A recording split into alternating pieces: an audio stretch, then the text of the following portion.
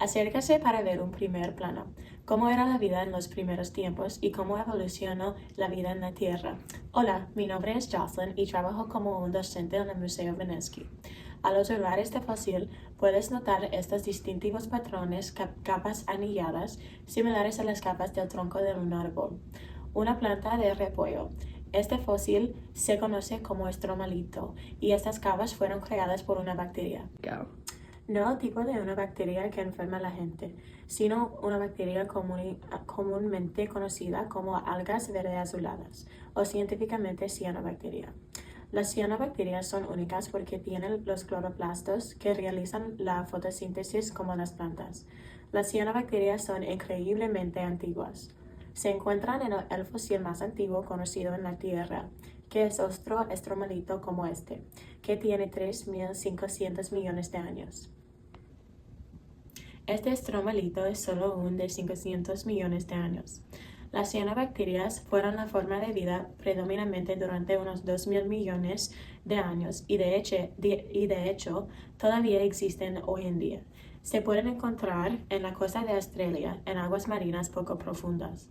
Así es como se ven. El espécimen que estamos viendo aquí es otro estromalito en el Museo Vinensky. Este espécimen es una sección transversal como pueden ver aquí. Ahora me gustaría dirigir su atención hacia la parte superior del estromalito. Aquí pueden notar las capas y oscuras alternadas en este fósil.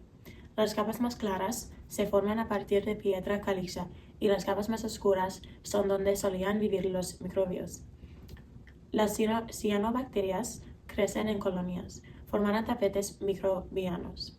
Les gusta crecer en océanos poco profundos para poder tener acceso a la luz solar. La Tierra, cuando se forma este estromalito hace aproximadamente 500 millones de años, estaba cubierta de mares de poco profundos. Las cianobacterias crecieron en el fondo del océano y los sedimentos caerían sobre estas colonias de bacterias formando una capa sobre ellas. Como las bacterias ya no tenían acceso a la luz solar, tenían que moverse, así que se deslizarían sobre estas capas de sedimento y crecieran. Otra estera microbiana y este proceso seguiría ocurriendo para formar estas capas. Las bacterias crecieron en estas capas y estas microbianas y luego cayeron los sedimentos y este proceso seguiría ocurriendo y sucediendo se forma este patrón de capas que se ve aquí. A continuación hablaré sobre la evolución de las cianobacterias y otras formas de vida en la Tierra.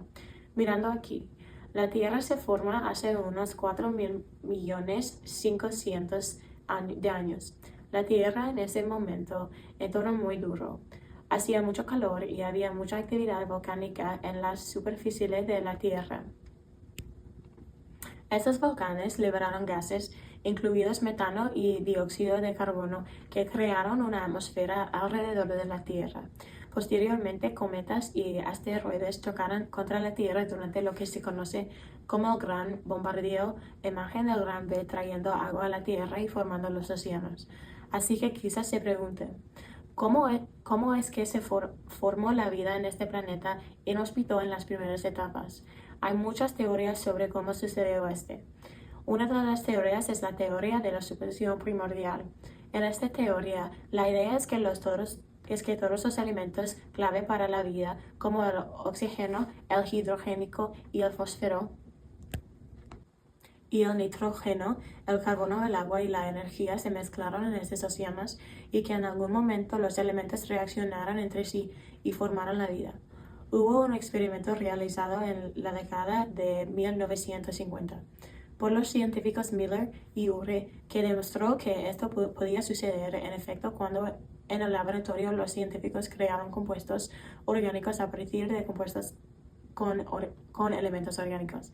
Desafortunadamente, las condiciones atmosféricas que estos científicos usaron en su experimento no eran exactamente las mismas que las condiciones de la Tierra primitiva, pero aún podemos aprender mucho de este experimento.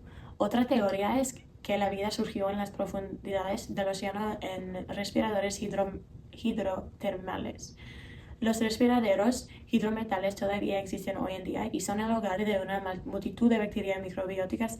La teoría es que estos respiradores hidrometales también existieron hace miles de millones de años y que los compuestos inorgánicos de la actividad volcánica, combinados con las altas temperaturas del agua del océano, crearon el hábitat perfecto para que surgiera la vida.